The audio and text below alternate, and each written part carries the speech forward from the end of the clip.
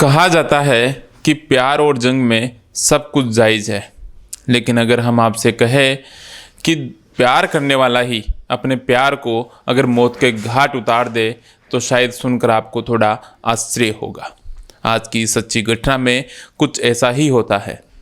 दो प्यार करने वाले समाज द्वारा बनाई गई सीमाओं को पार करते हैं और अपने प्यार की खातिर कुछ भी कर गुजरने को तैयार हो जाते हैं।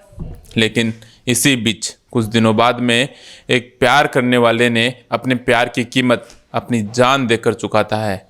तो यह तो तय था कि ये प्यार तो नहीं था, शायद प्यार के नाम पर कुछ और ही था। नमस्कार, मैं महेंद्र कुमार, आप देखना शुरू कर चुके हैं अपराध की बात पाथफाइंडर्स के साथ। हाजिर हूँ एक सच्ची और वास्तविक घटना के साथ। आज की यह सच्ची घटना है राजस्थान के बूंदी जिले की। दरअसल राजस्थान के बूंदी जिले के अभिषेक शर्मा एक मिडिल क्लास फैमिली से बिलोंग करते थे और राजस्थान पुलिस की तैयारी कर रहे थे। इसी बीच अभिषेक शर्मा को खबर मिलती है कि उनका राजस्थान पुलिस में चयन हो गया। यह खबर सुनते ही अभिषेक शर्मा के साथ ही उनका पूरा परिवार खुश था। साथ ही घरवाले इस बात से खुश थे कि चलो अब बेटा सेटल हो जाएगा। कुछ दिनों बाद में घरवाले अभिषेक के लिए रिश्ता तलाशना शुरू करते हैं और अभिषेक की सहमति से ही राजस्थान के ही सवाईमाधोपुर जिले के दिव्या नाम की लड़की के साथ अभिषेक का रिश्ता तय कर देते हैं। कुछ दिन सगाई रखने के बाद दोनों की शादी कर दी जाती है। शादी के बाद सब कुछ ठीक चल रहा होता है और अभिषेक भी अपने कमांडो की ट्रेनिंग पूरी करके घर आ जाता है।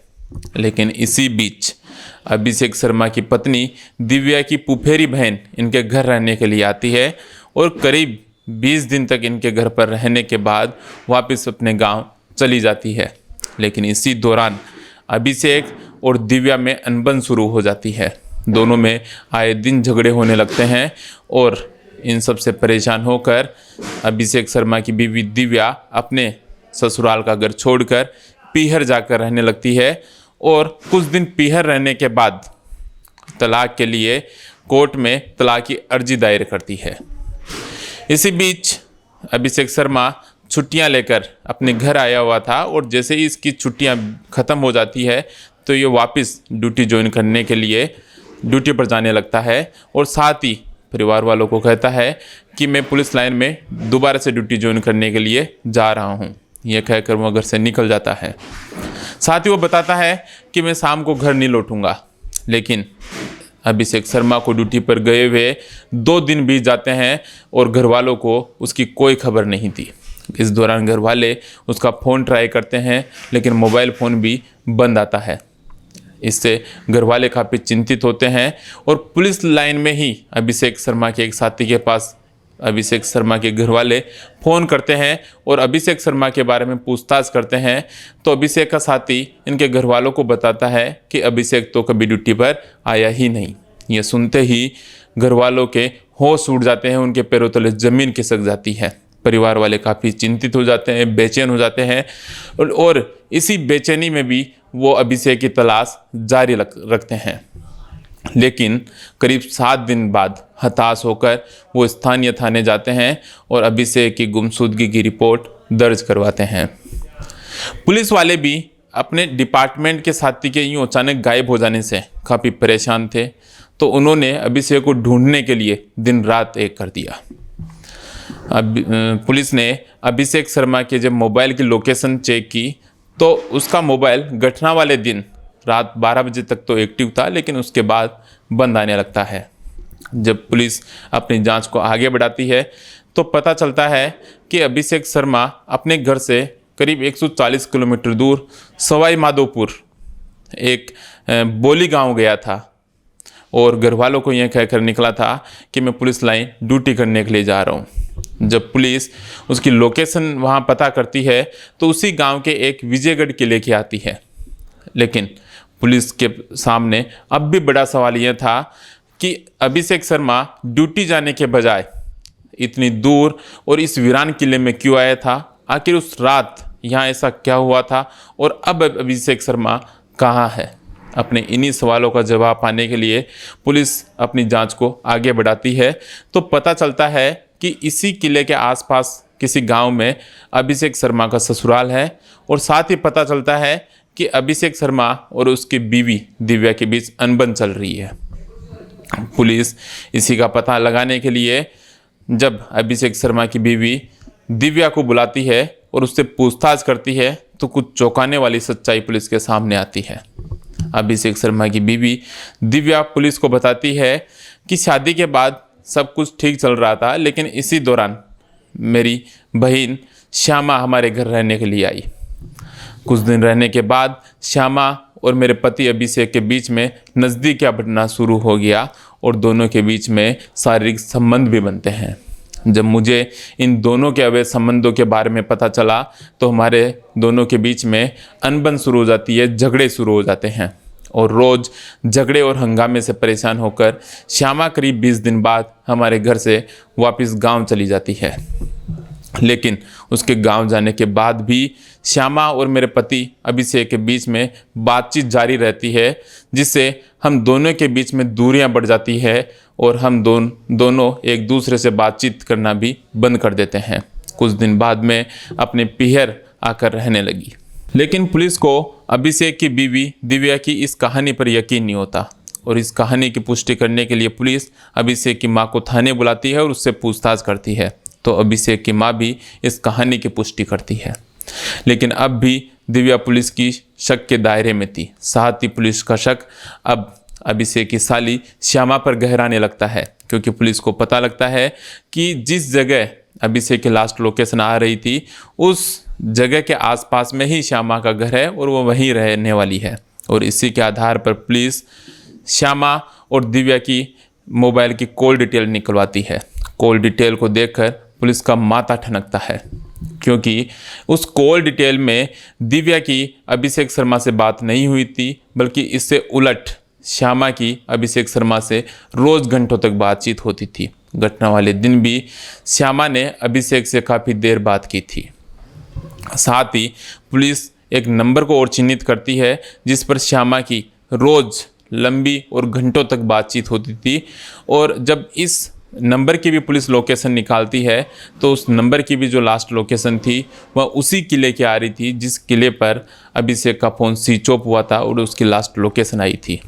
पुलिस इसी के आधार पर अभिषेक की साली श्यामा को पूछताछ के लिए थाने बुलाती है। पुलिस श्यामा से पहला प्रश्न यही करती है कि अभिषेक के अलावा जो दूसरा नंबर है जिस पर तुम घंटों बातचीत करती हो, यह नंबर किसका है? तो श्यामा पुलिस को बताती है कि मेरे गांव का ही रहने वाला लड़का है नावेद, उसका है। इसके बाद पुलिस नावेद को भी शक के आधार पर पूछताछ के लिए थाने बुलाती है, और जब दोनों से अलग अलग बैठाकर पूछताछ करती है तो दोनों अभिषेक के बारे में कोई भी जानकारी होने से इनकार कर देते हैं। लेकिन पुलिस जब दोनों को आमने सामने बैठाती है और दोनों के सामने कॉल डिटेल और अन्य सबूत रखती है तो दोनों के तेवर ढीले हो जाते हैं। साथ ही श्यामा पुलिस को बताती है कि घटना वाले दिन मैंने ही अभिषेक शर्मा को फ़ोन करके यहाँ बुलाया था और हम दोनों ने मिलकर उसका मर्डर कर दिया। आगे पूछताछ में श्यामा ने जो बताया वो वाकई चौंकाने वाला था। श्यामा पुलिस को बताती है कि मैं पढ़ने में काफ़ी इंटेलिजेंट थी, 12वीं में भी मेरे 75% मार्क्स थे। इसके बाद मेरे पिता का निधन हो गया। मैं परिवार में घर में सबसे बड़ी थी। मेरी माँ आंगनबाड़ी में काम करने लगी, जिसके चलते वह सारा दिन व्यस्त रहती थी। मुझे अकेलापन सताने लगा और इसी के चलते मैं अपनी बहन दिव्या के घर रहने के लिए चली गई। तो वहाँ जाकर मेरे और अभिषेक के बीच में नज़दीकियाँ बढ़ना शुरू हो गया और इसी दौरान हम दोनों ने शारीरिक संबंध भी बनाया। लेकिन जब हमारे इन संबंधों के बारे में मेरी बहन दिव्या और उसके घर वालों को पता लगा तो उन दोनों के बीच में झगड़े शुरू हो गए और इन्हीं से परेशान होकर मैं अपने गांव आ गई। लेकिन यहाँ आने के बाद मुझे पता चला कि मेरी बहन दिव्या भी अपने ससुराल का घर छोड़कर अपने पीहर आकर रहने लगी है और हमारे इन अवैध संबंधों के कारण ही दोनों के बीच में तलाक की नौबत आ गई है। तो मैंने अभिषेक से दूरियां बनाना शुरू कर दिया। लेकिन अभिषेक अब भी मेरे पास कॉल करता था, मुझसे मिलने के लिए और मेरे साथ शारीरिक संबंध बनाने के लिए कहता था। साथ ही अब वो मुझसे शादी करने का दबाव भी बनाने लगा। लेकिन मैं अभिषेक को लेकर बिल्कुल भी सीरियस नहीं थी, क्योंकि वो उम्र में मुझसे 10 साल बड़ा था। मैं अपने बॉयफ्रेंड नावेद के साथ रहना चाहती थी और उसी से शादी करना चाहती थी। लेकिन मेरी बहन दिव्या से अलग होने के बाद अभिषेक मुझे लेकर कुछ ज़्यादा ही सीरियस हो गया और वो लगातार मेरे से शादी करने का दबाव बनाने जा रहा था। मुझे कुछ भी समझ में नहीं आ रहा था कि ऐसी स्थिति में मुझे क्या करना चाहिए, लेकिन काफ़ी सोचने के बाद मैंने फैसला किया कि मैं अपने बॉयफ्रेंड नावेद के साथ ही रहूँगी और उसी से शादी करूँगी। और एक दिन मैंने जब अभिषेक को शादी के लिए मना कर दिया तो उसने गुस्से में आकर मेरे ऊपर हाथ भी उठाया और साथ ही मुझे धमकी दी कि अगर मैं उसके साथ शादी नहीं करी तो वो घर आकर मुझे जबरन उठा ले जाएगा। मैंने ये सारी बातें अपने बॉयफ्रेंड नावेद को बताई और हम दोनों ने मिलकर अभिषेक को अपने रास्ते से हटाने का प्लान बनाया। घटना वाले दिन मैंने अभिषेक को फ़ोन किया और मिलने के लिए बुलाया। मेरी बहन दिव्या के अलग हो जाने के बाद हम दोनों कभी नहीं मिले थे, तो मेरे बोलते ही अभिषेक मुझसे मिलने के लिए मेरे गांव आ गया। इसके बाद शाम का खाना हम दोनों ने साथ में ही खाया और मैंने अभिषेक से घुमाने के लिए कहा, तो अभिषेक मुझे घुमाने के लिए तैयार हो गया और हम दोनों पास के ही गांव के एक विजयगढ़ किले में गए। वहाँ मेरा बॉयफ्रेंड नावेद पहले से ही तैयार खड़ा था। वहाँ जाते ही मैंने अभिषेक को बातों में उलझाया और मौका पाकर मेरे बॉयफ्रेंड नावेद ने उसके सिर पर लोहे की रोड से वार कर दिया और अभिषेक वहीं ढेर हो गया। और इसके बाद हम उसके सिर पर तब तक वार करते रहे जब तक हमें यकीन नहीं हो गया कि इसकी मौत हो चुकी है। साथ ही नावेद पुलिस पूछताछ में बताता है कि अभिषेक कद काठी में काफ़ी अच्छा था, साथ ही वो कमांडो की ट्रेनिंग लिए हुए था। तो मेरे पास लोहे की रोड होने के बावजूद भी मुझे काफ़ी घबराहट हो रही थी। मुझे डर था कहीं मेरा वार खाली चला गया तो मेरे लिए और श्यामा के लिए अकेला ही काफ़ी है। यही कारण था कि वार करने में मुझे काफ़ी देरी हो रही थी। लेकिन जब श्यामा ने उसको अपनी बातों में लगा लिया तो मैंने मौका पाते ही उसके सिर पर वार कर दिया, जिससे उसकी मौत हो गई। इसके बाद हमने उसके कपड़े उतार कर जंगल में फेंक दिए और उसका मोबाइल स्विच ऑफ कर दिया। साथ ही हमने विजयगढ़ किले में ही फावड़े से एक गड्ढा खोद के उसके लाश को वहीं डाल दिया। इसके बाद पुलिस श्यामा और नावेद को लेकर विजयगढ़ किले पर जाती है और उनकी निशानदेही पर वहाँ गड्ढा खोदना शुरू करते हैं। तो उसमें से एक कंकाल निकलता है, क्योंकि इस घटना को करीब 4 महीने बीत चुके थे। पुलिस जब इस कंकाल का डीएनए टेस्ट करवाती है तो ये साबित हो जाता है कि ये कंकाल अभिषेक का ही था। साथ ही पुलिस नावेद के घर से अभिषेक की हत्या में काम लिए गए रोड को और खुलाड़ी को और पहाड़े को बरामद करती है। इसके बाद पुलिस श्यामा और नावेद को जेल भेज देती है। लेकिन अभिषेक और श्यामा के द्वारा समाज द्वारा यह बनाई गई रिश्तों की सीमाओं को पार करने के कारण न जाने कितने लोगों को कठिनाई का सामना करना पड़ा और साथ ही अभिषेक को भी अपनी इस गलती की कीमत अपनी जान देकर चुकानी पड़ी। दोस्तों, इस घटना को बताने का उद्देश्य किसी की भावनाओं को ठेस पहुंचाना नहीं है, बल्कि समाज को अपराध के प्रति जागरूक करना है। जागरूकता लाने की हमारी ये छोटी सी कोशिश आपको पसंद आई है, आपको ठीक लगी है तो हमारी वीडियो को लाइक कीजिए, दोस्तों के साथ शेयर कीजिए, चैनल को सब्सक्राइब कीजिए। और हाँ, आप इस पूरे मामले पर क्या सोचते हैं कमेंट करके हमें ज़रूर बताइए। जल्द हाजिर होंगे एक नई, एक सच्ची और वास्तविक घटना के साथ। तब तक के लिए दीजिए इजाज़त। नमस्कार।